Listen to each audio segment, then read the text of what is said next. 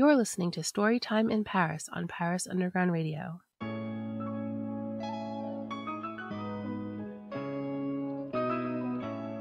Since well before Victor Hugo looked up at Notre Dame and thought, what if a hunchback lived in there? Authors have been inspired by Paris.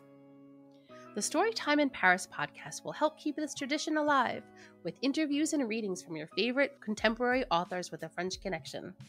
Every episode features 5 questions asked by you, our author's biggest fans, and answered live on air. Then our authors will treat us to a reading of an excerpt from their book. Who knows? Maybe you'll even be inspired to write your own great French novel. I'm your host, Jennifer Garrity. My guest this week is lavender farmer, self-professed champagne geek, and award-winning author Rebecca Rosenberg. Rebecca is known for writing historical fiction about strong women, and her latest book, Champagne Widows, is the story of Barbe-Nicole Ponsardin, better known as Veuve Clicquot, the remarkable woman behind the world-renowned champagne house, who defied Napoleon and built a champagne empire. Champagne Widows infuses history with sarcasm, humor, loads of personality, a hint of the supernatural, and more than a touch of humanity. It was named Editor's Choice by the Historical Novel Society and won Breathless Book of the Year, among others. Without further ado, please allow me to introduce Rebecca Rosenberg, author of Champagne Widows. Hello, Rebecca. Thank you so much for joining me today. Thanks for having me. This is fun. All the way to Paris. Wow. I know, and I can tell there's like a little bit of sun on your face. And you're in California. It's dark and cold here, so I'm actually a little bit jealous in reverse. Well, I sit right here in my writing studio, and I'm looking out onto vineyards. And I've lived here in Sonoma Valley in California for 30 years. So I love vineyards. I love sunshine. I love California. But my second favorite is France and Paris and Reims, the Champagne country. Yeah, well, I can understand all of that. So I want to congratulate you because your book just came out, right? Yes. It came out March 1st, so that'll be a few weeks ago when this airs, but congratulations. Thank you very much. I'm excited. Can you tell us a little bit about you and your work? Sure. I write all historical fiction, and I write about very strong women in history. So these are real women who have amazing stories that haven't been told yet. And this book, Champagne Widows, is the first in a series of many Champagne widows that existed from 1800 to about 1950 in Champagne, France. Why were there so many widows at this time? Well, there was war after war after war. And this particular widow, which I know we'll get into, is Veuve Clicquot, and she lived in 1800. And that was exactly the time that Napoleon Bonaparte waged 15 years of war on Europe in order to control it. And he wanted to be the king or the emperor of all of Europe. And that is a fact that even though I've been to Paris many times and been to the museums, that just escaped me. And I would like to know from you if the Parisians know that Napoleon was really waging war for 15 years to conquer Europe, and that he actually, through those wars, killed like 5 million people. People don't know that, do they? I think French people know that to some extent because they're very well educated on that sort of history. But I think when you hear 15 years, it doesn't sound the same as actually having lived through 15 years of war and how many thousands, tens of thousands of people died.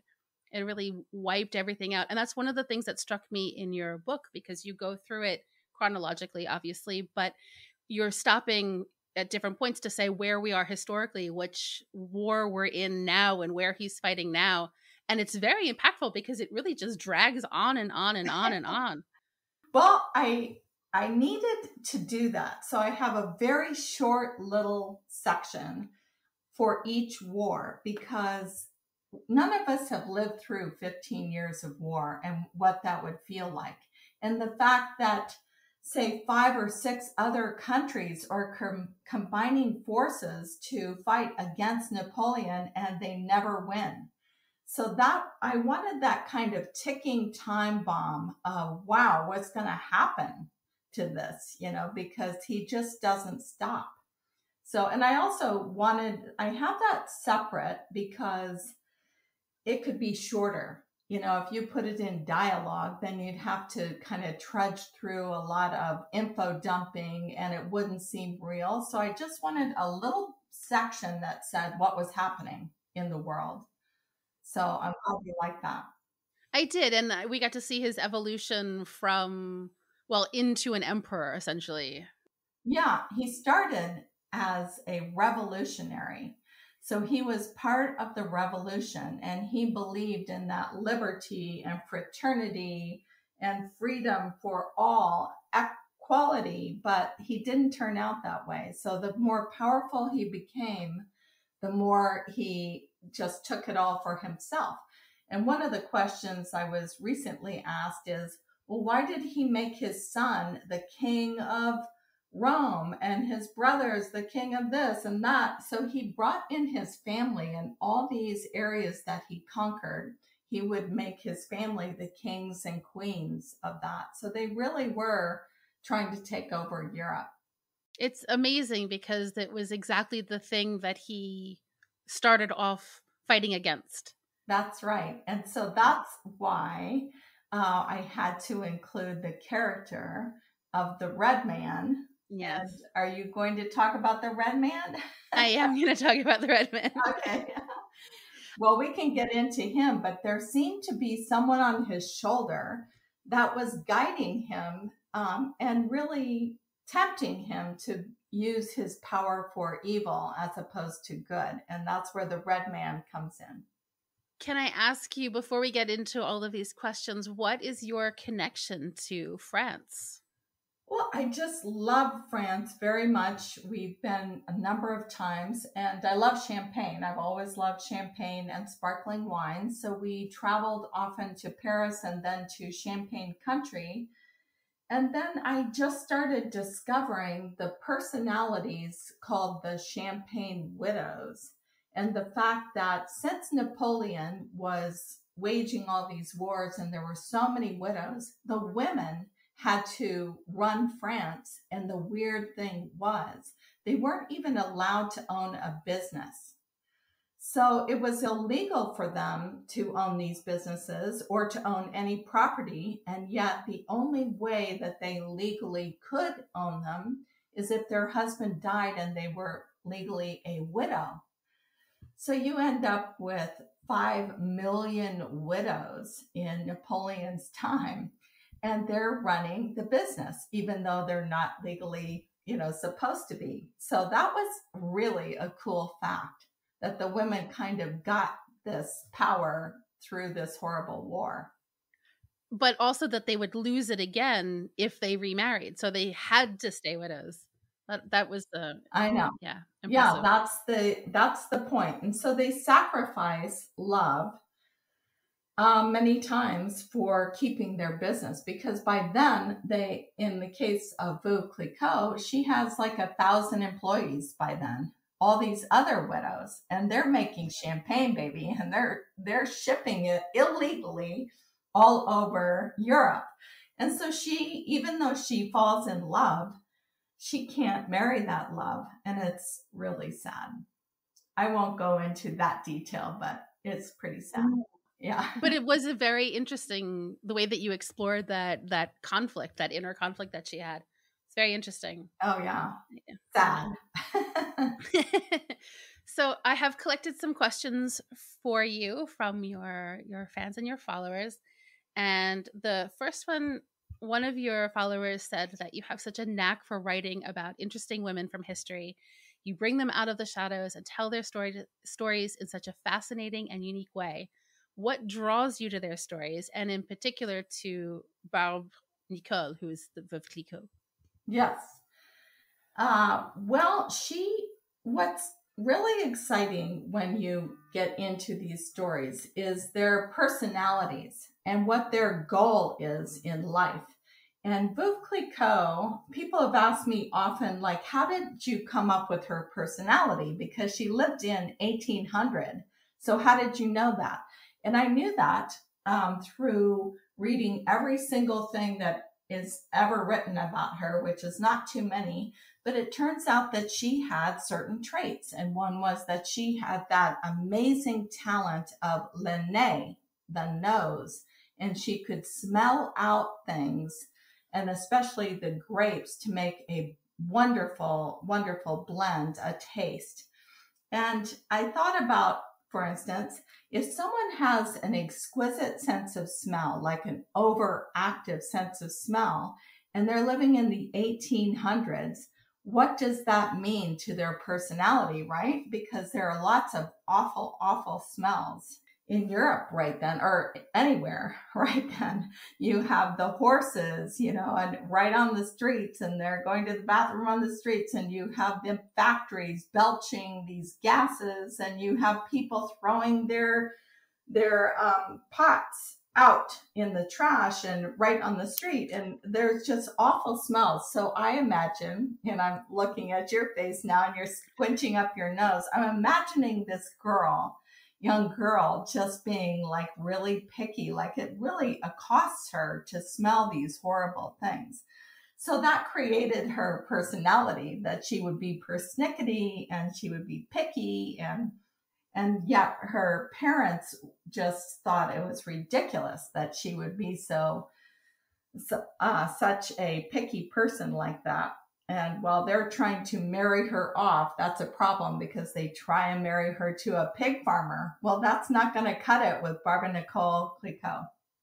Yeah, I love that. Yeah, I just love to understand who they are. And there are lots of clues, even in this very scarce history, lots of clues about who they became, and I love to then create that personality. And there were clues in the history books. I met with the historian at Veuve Clicquot, and she gave me their history, like the company's history. And I discovered that she didn't get along with her mother, and that her mother was a socialite, and that she was very beautiful and very fashionable. So that means that Veuve Clicquot was not, those things. And so I would put that in her personality. And I discovered she was close to her grandmother. So I have that right at the beginning of the story. And then you see that later in life that her daughter never was interested in the business at all. Well, that would really bother her probably, because she had sacrificed so much to make this business. She would have loved to pass it on to her daughter, but she doesn't, because the daughter has no interest in it.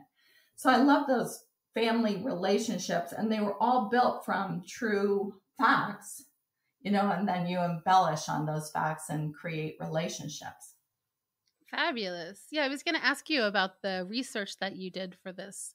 Was it mainly from this historian at Veuve Clicquot? Well, I loved it, but I, by myself and with my husband and friends, we visited every place that Veuve Clicquot owned property, and all of her little homes, because she has vineyards all over the place. And that's because Veuve Clicquot's family, and the Clicquot family, and then her own family, the Ponsardins, they all had lots of land that they bought up in the Revolution because they had money. So in the Revolution, the government took away all the property from the churches, if you can believe it. And they, and the very wealthy, like the nobles, there were no more nobles or any part of the king's court.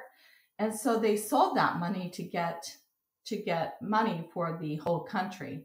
And so the Ponsardins and the Clicquots bought up this land, and they had vineyards, so they had something to work with. So I went to all those places and really understood how she grew up, and that was exciting. And then meeting with the historian, which we did a whole day, that was amazing, to get every question asked. And then luckily, then you build that contact so you can ask more questions. Is Paris the most romantic city in the world? Host Lily Heisey answers this very question in her podcast, Romancing in Paris, which takes you through the city, arrondissement by arrondissement, by exploring the most romantic and hidden spots Paris has to offer. Listen now to Romancing in Paris on parisundergroundradio.com or wherever you listen to podcasts. We'll be right back with Storytime in Paris after a word from our sponsors. And now, back to Storytime in Paris. Was there something that just totally surprised you about her? Oh, let's see. Well, I really grew in respect with what she did because actually champagne was not anything like we have today. And she did 3 major things in her life that makes it like it is today. And the biggest thing was that she clarified the champagne. So it used to be all murky. If you looked at it in the sun, it would just be all cloudy and murky. And a lot of times in the book, I talk about that dead yeast. What it is dead yeast cells. Yuck. How would you like to be drinking dead yeast cells? And until she figured out a method to clarify the wine, that's the way it was. And these dead yeast cells would make worms like snakes in the wine. Gross. If you've ever seen something that's spoiled and has growing organisms in it. Well, she created riddling, a process called riddling, which turns the bottle upside down and all the dead yeast goes to the neck and then it gets extracted, so you have the clear wine left, and she pours in more wine and sugar. So she believed in very, very, very sweet wine. And that kind of creates, by the way, there's only one picture of Veuve Clicquot that exists. Only one. The winery has one. And it's of her. I don't think it's fair at all because she's 80 years old by the time they have this portrait painted, and she's very famous by then and she's very big by then. But so then I started to put those factors together that I see that when she's older, she's very big, very heavy. And so she must have had a sweet tooth when she was growing up. So I have her have this sweet tooth, and it ends up being actually the thing that makes her champagne very unique and very delicious because the grapes were harvested back then very early, and they would be not really ripe and they would be sour.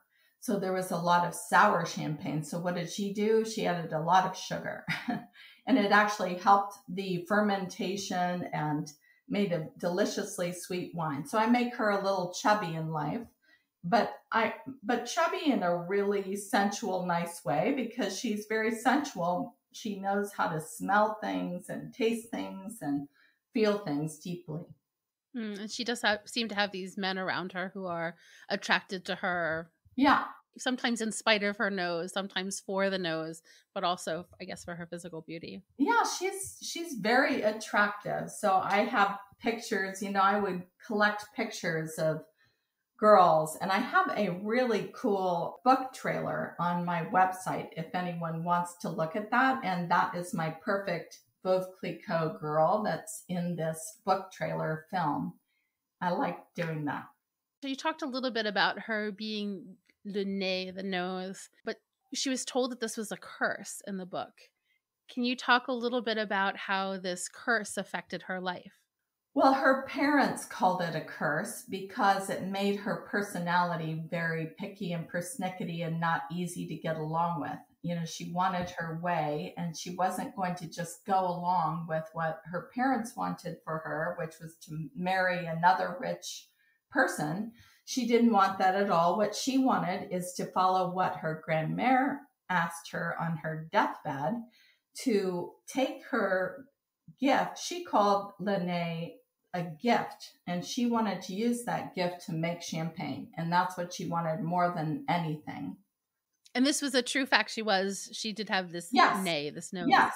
So that's the fun thing. If you ever ask in the book, was that true? Was that true? It's usually true. I would say 90% of the time it's true. Like, did she love her salesman in the end? Yes, she did. And how do I know that? Even though no one really says it, because I have their letters. I've read their letters. I was going to ask you. Yeah. And some of the letters in there, a lot of them are true, or the real letters. So they were flirtatious.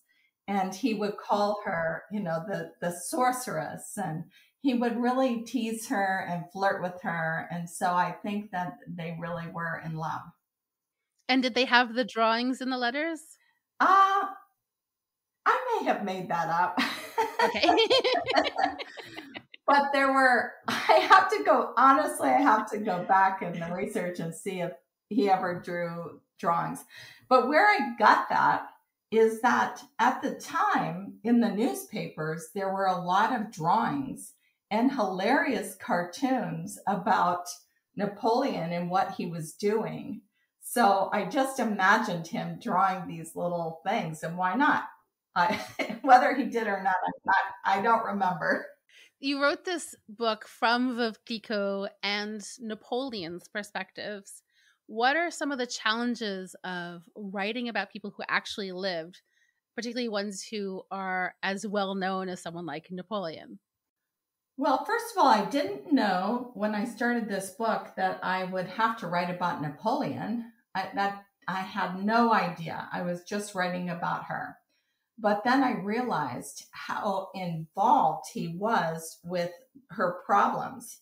He just created problem after problem because he did not allow champagne to be shipped out of France, because he saw champagne as a major weapon against France. Like, if they would play nice, then they could have their champagne, because everyone loves champagne.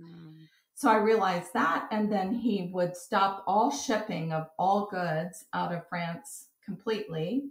And he created all these wars, so everybody hated France. So I knew that he's part of it. Plus, then I discovered that her father was made the mayor of Reims by Napoleon, and that Napoleon was in Champagne all the time because his best friend is Moet. Moet. Do you say Moet or Moet? Moet. Moet. So his best friend was Moet. So he was always there. And Moet was a big producer of champagne. And so, of course, she knew him. So I had to include him. So what's the problem in it is that I like to do that same process that I mentioned with Veuve Clicquot. Is I like to find what is his personality from his letters and what is written about him. And all the letters that I included to Josephine were true. Those are exact letters. So here he has the love of his life, Josephine. He is just obsessed with Josephine. He loves her more than life itself. And yet he gives her up to marry a young princess of Austria so that he can control Austria. And that says a lot about his personality right there. So I figured that's what I tried to do, is to portray him as this at first a young idealist who just gets swayed by power and hungry for power and becomes a horrible, horrible human being. So that leads me very nicely to my next question. For all of our talk of realism and real life people, there is this surrealistic tone to your novel as well, with characters that lean towards the otherworldly, like the Red Man and the Madigo. Can you explain why you chose to include them in this book? Oh, there are probably a lot of reasons, but I kind of feel like life has that level to it all the time. People have suspicions, people have beliefs, people believe strange things, and it's part of their lives. So I wanted to create these characters that were just part of life, not to make it some magical thing, but just like, you mentioned the Madigo. Had you ever heard of Madigos before? I hadn't. No. Have you Googled it yet? I have. Okay. So it's a traditional French creature that sometimes looks like a black cat, and that this cat can either turn on you and tear you apart with its evilness, or if you treat it to some milk and chicken, it will make you very wealthy and happy and be your friend. So I loved that idea. Someday I'd like to write a Madigo series. And actually, the Madigos are going to continue in my series of Champagne Widows. Oh, fabulous. Because, in fact, Veuve Clicquot gives my next widow her first Madigo. Ah, all right. Well, there's something to look forward to. Yeah, so I wanted to include these characters and that feeling of that life is sometimes more than reality. And from our hearts are our beliefs, our suspicions, our folklore, and to include those things without making it like magical realism. Yeah, I really liked how you handled that, and especially setting it in, I mean, not that you set it in the time period it happened when it happened, but having it in the 1800s, you can imagine that these things were much more readily believed anyway, so it makes more sense that there would be these sort of, I don't know, are they of this world or are they not characters? Yes. I really enjoyed that. We started to talk about the Red Man. And people, so the Red Man is, in my mind, kind of like the devil that is coercing Napoleon to conquer Europe. That's what he seems like. But if you Google him, which you probably have. I did not Google him. Okay, you can find him all over the place. And you can find newspaper accounts of the Red Man and how he's always with Napoleon and how he's advising him. And that whenever the Red Man is around, Napoleon shuts the door and gets everybody out of there. So people have asked me, and in reviews I've gotten, they've saying, well, if he's the devil, then why does Barbe-Nicole see him? And she sees him because everyone saw this man. It's a true person in history. Now, did he exist? I have no idea. But you can, once you start looking, you will see all sorts of eyewitness accounts about what they said. Even they're listening at the door and they say what they said and everything. And it was not far from what I wrote. Cool, huh? That's amazing. Yeah. Yeah. I loved finding him. And I really wanted him to be there because otherwise then Napoleon is just making these decisions himself, going down a bad path. So there is this evil spirit that kind of takes him over. Yeah, it explains it a little bit more kindly, maybe. Yeah, than it does a little bit. Megalomaniac. So I believe you're going to treat us to a reading from your book? Yes, good. I have a very short reading. Okay, perfect. Is there anything we need to know contextually before we dive in? This is from the beginning of the book, and it's really what sets everything in motion. It's when her grand-mère tells Barbe-Nicole for the first time that she has the gift of Linné. So I call it Linné. How do you pronounce it? You're in Paris. Linné. Linné. Linné. I like it. Okay. So here is from the beginning of the book, and I have edited it for brevity. What exactly does Grand-mère have in mind bringing me down here in the Criers? The Romans excavated these chalk quarries 1,000 years ago, creating this scary underground web of caves under our town. The lantern throws a halo on grape clusters laying on a rough-hewn table. Ah, she wants to play her sniffing game. How did you set this up, Grand-mère? My toes recoil from the cold puddles of spring water. I'm not dead yet, she croaks. Taking off her fringed bed shawl, she ties it like a blindfold over my eyes. Don't peek. I wouldn't dare. I lift a corner of the shawl and she wraps my fingers like the nuns at St. Pierre les Dames. Quit lollygagging and breathe deep. Grand-mère's knobby fingertips knead below my cheekbones, opening my nasal passages to the mineral smell of chalk, pristine groundwater, oak barrels, and the purple aroma of fermenting wine. Grand-mère places a bunch of grapes in my hands and brings it to my nose. What comes to you? Let me see. The grapes smell like ripening pears and maybe a hint of hawthorn berry. She chortles and replaces the grapes with another bunch. What about these? Drawing the aroma into the top of my palate, I pictured gypsies around the campfire, smoky, deep, and complex. Maybe grilled toast and coffee? Her next handful of grapes are sticky and soft, the aroma so robust and delicious my tongue longs for a taste. These grapes smell like chocolate-covered cherries. Grand-mère wheezes with a rasp and a rattle that scares me. I yank off the blindfold. Grand-mère, you're ready. She slides me a wooden box carved with vineyards and women carrying baskets of grapes on their heads. Open it. Inside lays a gold taste-of-in, a wine-tasting cup on a long, heavy neck chain. Your great-grandpère used this cup to taste wine with the monks at the abbey.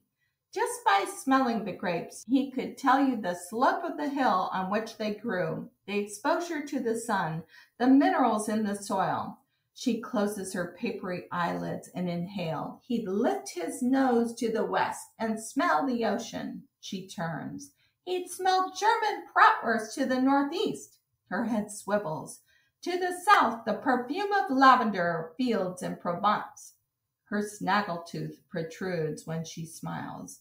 Your great-grandpère was le nez, the nose. He passed down this precious gift to you. You are le nez, Barbe-Nicole. She lifts the chain over my head, and the cup nestles above my breasts. You must carry on Grandpère Ruinart's gift.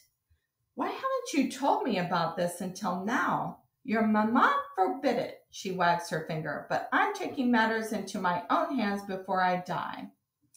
Holding her head, Grand-mère keens incoherently. The lantern casts a monstrous shadow on the Crier wall. Her tasting game has suddenly become a nightmare. Let's get you back to your room. I try to walk her to the stairs, but her legs give out. Lifting her bird-like body in my arms, I carry her as she carried me as a child, trying not to topple into the Crier. Promise me you'll carry on le nez, she says, exhaling the smell of fur coffins. My dear Grand-mère is dying in my arms. Now I know le nez is a curse. Promise me! Her eyelids flutter and close. I won't let you down, Grand-mère, I whisper. She feels suddenly light in my arms, but the gold taste-of-in feels heavy, so heavy around my neck. Are you as obsessed with French food, wine, and cheese as I am? If so, you may be interested in the Terroir podcast. Hosts culinary journalist Emily Monaco and chef and wine expert Caroline Connor explore the links between the foods, wines, and more to the places they're from and the people who make them. Listen now to the Terroir podcast on parisundergroundradio.com or wherever you listen to podcasts. We'll be right back with Storytime in Paris after a word from our sponsors. And now, back to Storytime in Paris. Fabulous. Thank you. Thank you. So I have a bonus question for you in light of le nez. I'm going to borrow a question from James Lipton of the Inside the Actor Studio. What smell do you love? Lavender. I thought you might say that. Well, I live on a lavender farm. What is it like to live on a lavender farm? It's heavenly. It's heavenly. So I told you we live in the middle of 50 different vineyards and wineries. And so we have 5 acres here, and we can't grow grapes because that's not going to be any good. So we grew lavender, and we had the largest lavender company in America called Sonoma Lavender. And everything was fine until 2018 when we had these fires in California and we lost our house and our lavender farm and the barn and everything. But we have rebuilt and we have replanted the most magnificent lavender fields there are. I mean, just really beautiful. It's a different garden. It's like a tapestry garden of different lavenders and salvias. So it's magnificent. And that sounds heavenly. Yeah, it's really great. I love it. So what's next for you? You mentioned that you're going to be writing some more Champagne Widow books. When can we expect those? My next one is about Madame Pommery. And it's about 50 years later, but in an entirely different time. And she's an entirely different person. And that one's really fun because she went to a number of finishing schools and she was really artistic and very different than Barbe-Nicole because she's not out in the vineyards. In fact, she didn't even own vineyards. So she's about making an exquisite wine. And she's the first woman who made brut champagne, or the first person who made brut champagne. So she changed it from the sweet, overly sweet champagne to a fine brut that we would have today. So I love writing about her. And then after her, we are going to do Bollinger, Lily Bollinger. And she is her most famous quote is, "I only drink champagne when I'm happy and when I'm sad. Sometimes I drink it when I'm alone, and when I have company, I consider it obligatory. I trifle with it if I'm not hungry, and I drink it when I am. Otherwise, I never touch the stuff, unless I'm thirsty." So she's going to be a lot of fun. And Bollinger was the champagne that James Bond always liked. So there's going to be James Bond movies in this, and she's a whole different, very exciting, very fun. All right, I look forward to both of those. Thank you. And where can people find you if they want to keep up to date with you and your work? Yeah, I have a website, and I would like you to see that great book trailer. And you can sign up for my mailing list. And the website is www.rebecca-rosenberg.com. And you can sign up for the list right there, and you'll get notice of the next book. And it should be coming out next year about the same time, hopefully. Fabulous. And I'll include links so that people can find you very easily. Okay, well, thank you so much. How fun this was. Thank you. It was wonderful. Thank you so much for taking the time. Thank you again to Rebecca for such an interesting conversation. You can find Rebecca on her website, rebecca-rosenberg.com. And please join me next week when my guest will be author and YouTuber Jay Swanson. Check back next week to see if your questions have been answered and to hear a reading from his book, Sea of the Unknown. Thank you for listening to Storytime in Paris. If you liked this episode, please consider leaving a rating or review and subscribe so you never miss another episode. I'm your host, Jennifer Garrity, and you can find me on all socials at Jennyforia. That's JennyPhoria, and on my website, jennyforia.com. Storytime in Paris is produced by me as part of the Paris Underground Radio Podcast Network. To check out interviews with previous guests, or to discover more great Paris-based podcasts, please visit parisundergroundradio.com. This episode of Storytime in Paris was produced by Jennifer Garrity for Paris Underground Radio. For more on this show and shows like it, please visit parisundergroundradio.com.